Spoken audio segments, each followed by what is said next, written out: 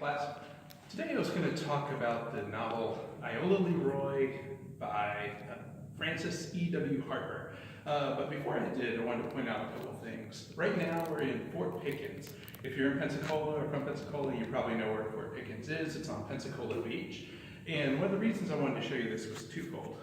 One, a lot of people don't know that Fort Pickens was, like many forts at the time, were built by enslaved Africans.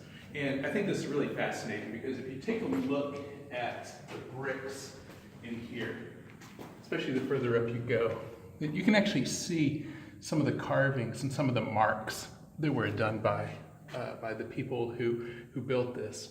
And if you look at the structure itself, you can see the craftsmanship that went into this place. It's really impressive. If you're in Pensacola or anywhere else that has something like this, I would encourage you to check it out when you get a chance. So I want to show you that. And then also I want to mention that this was a Union fort. Of course it was Union before the Civil War, because that's all there was. And then during the Civil War, Fort Pickens never fell into the hands of the Confederacy.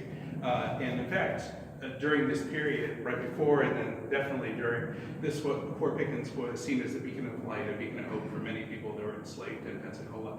That they would go across the bay, find a way across the bay, and then they would come over here on what is now looked at as a southbound underground railroad. This is part of that, where a lot of enslaved Africans would come over here, knock on the gates, and then hope that they could get some kind of freedom that might be in here, or at the very least protection against Confederates and against slaveholders. So I want to mention that because Iola Leroy, the novel Iola Leroy, takes place, it points during the Civil War and then it points after the Civil War.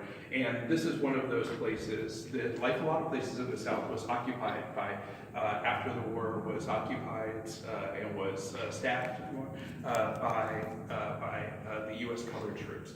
And that's one of the forces that came into Fort Pickens and in Pensacola, but also comes into the novel Iola Leroy.